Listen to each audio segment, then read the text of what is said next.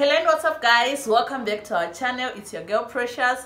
Guys, as you see, I'm alone today. I said, you know what, I want to make this video and express myself. As you saw into today's title, it's reading living in Uganda is so stressful. Yeah, you might be wondering, you see me happy every day, smiling, hyping, you know, but truly speaking, there are sometimes I'm like, wow, is this what getting married abroad means? You see, there are some excitements in it, but sometimes it's so stressful. So today I'm going to be bringing to you why I'm saying living in Uganda is so stressful. I have a few things I'm going to share with you guys. So if you're ready for this video, don't forget to like this video, guys. Support us by just clicking the like button. It doesn't take a second. Make sure you join the family by just subscribing to our channel. Let's get into it. Yes guys, the first thing that stresses me a lot is language barrier. Yes, you heard me well. I know sometimes when you go to a foreign land, you say, you know what, I'll speak English, maybe my family speaks English, that's what matters, my husband speaks English, that's what matters. But sometimes truly when you're in a native country or in a new country, language barrier can be stressful sometimes. I remember for the past, I'm sure a few months back, I went to a wedding. Actually, it was in Western Uganda. I went there.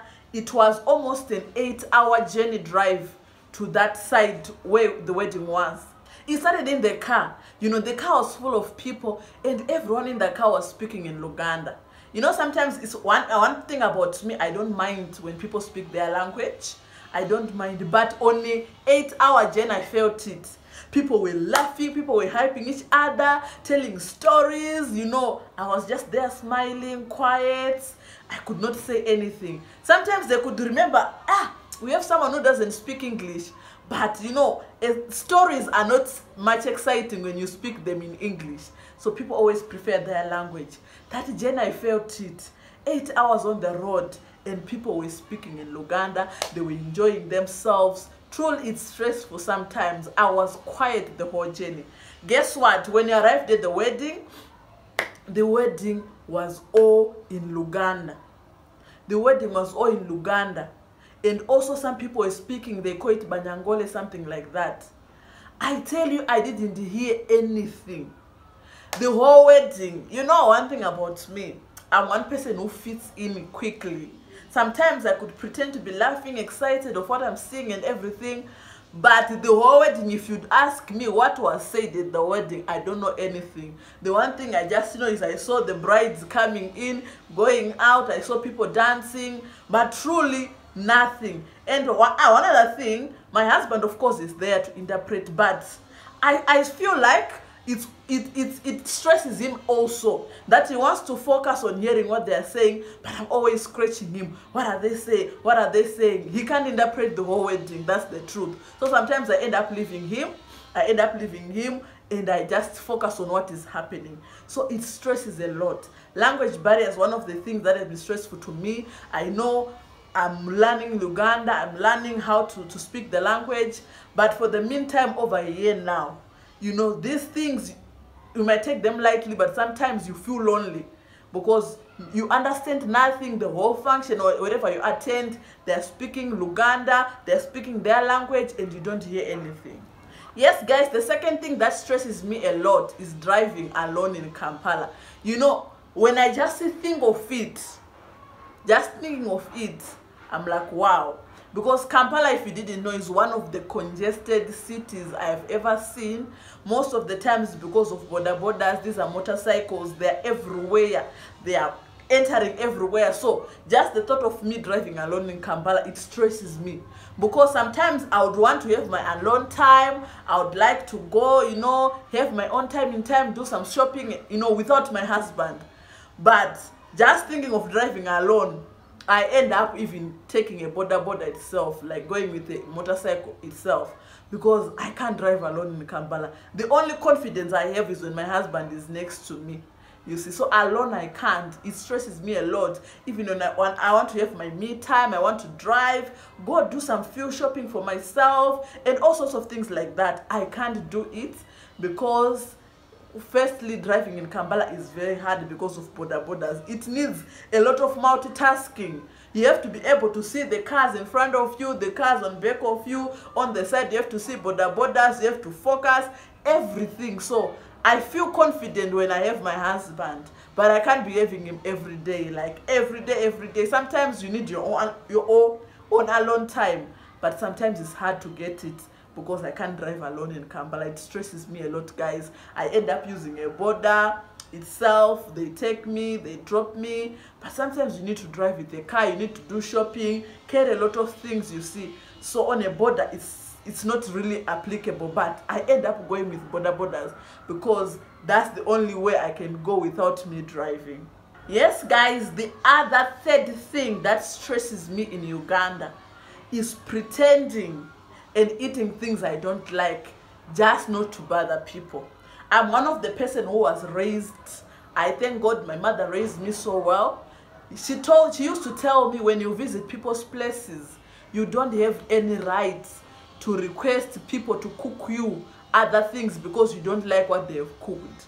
She told me the only place you have right and authority to cook another thing is here at your home, at your parents' home.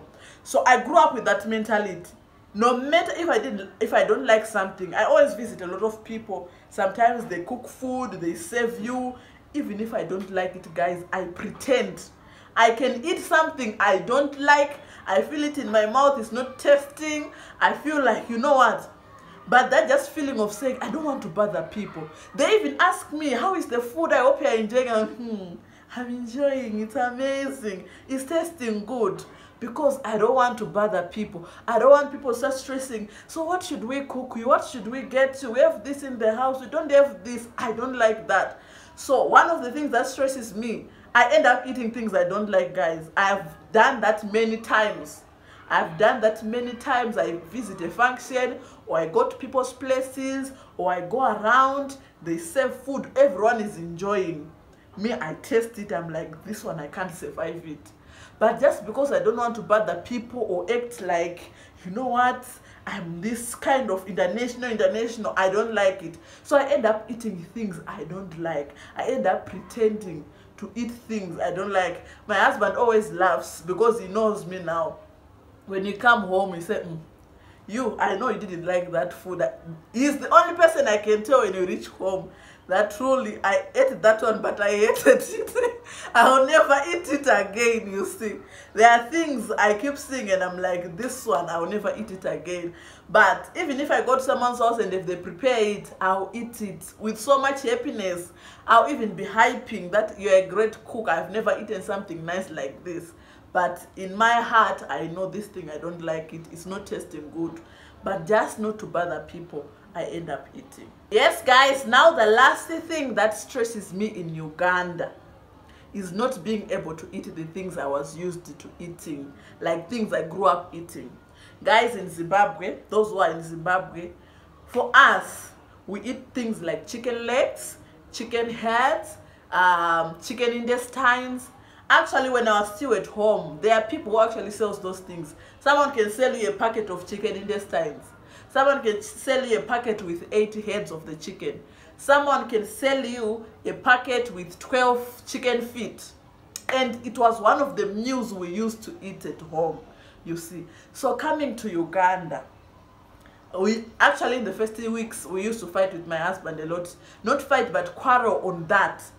That I'm like, me, I want chicken, what? I'll cook in my own pot. What? I said, no, you can't eat chicken feet here. At first, it used to scare me. Here, if you eat them, police will think you are mentally disturbed. They will catch you, they will put you in jail. I used to fear. But as my senses starts coming on, I'm like, this person is lying. There's no way police can arrest someone for eating chicken feet. But I just told myself, you know what? I don't have to eat them. But truly, it pains me. I wish someone from Zimbabwe can come to Uganda and you go where they sell chicken. Because in Uganda, when they sell you chicken, if you want them to slaughter for you, to pluck it, to everything, they will do it for you. If you see the dishes of chicken heads that they throw, hey, dishes of chicken feet, the way they throw the intestines, they throw like they're throwing, I don't know, 4 dishes. I tell you, it pains. My heart goes away. Actually, my husband found a solution that in this house, We don't buy a live bird of like a live bird or a live chicken. They have to kill it, slaughter, remove everything, they give us the meat, because he knows once it reaches home, there's no way he's going to convince me to throw the chicken legs and chicken feet away. There's no way. So that's one of the things that pains me. There are certain foods that we eat in Zimbabwe very normally, but here they are not eaten, you see. So it stresses me. I see them, you know, you have cravings, you want to eat. Actually in South Africa, chicken feet, they even bride them. They can put spices. I used to love fried chicken feet. But here you saw them, you start imagining the fried ones you used to eat, and here they are throwing them away. So those are some of the things that stresses me a lot in Uganda. So yes, getting married abroad is amazing, it's sweet, it's stylish, but truthfully, I said, no, what, let me open up. These are some of the things they stress me sometimes when I think of them. Mostly the language part. Truthfully, my advice to someone, if you relocate abroad, if there's any way you can learn the language faster, that will be your advantage. Because for me, truthfully, you know, learning a language when you're old is not easy. But I'm trying, and I'm sure I'm going to get better every day, and I'm going to speak Luganda by fire, by force. Because if you don't speak the language, you're going to miss a lot. I can't approach certain people when I'm buying things. I can't speak English because some people don't understand. My husband always has to be there by my side to speak on my behalf and things like that. You can't have much associations with people because you might have people you want to associate with. Some of them, they don't know English. That's a barrier already. You can't connect with many people. So those are some of the things, guys, I decided to share with you today, that you know what, sometimes these things, they stress, but all in all, I know as time goes on, I'll get better, especially on language, I'll get better, I'll adjust to everything. So guys, if you enjoyed this video, don't forget to like this video, guys. Please just press the like button, it helps us to grow. Also, don't forget to subscribe, join the family. We love you so much. Mwah.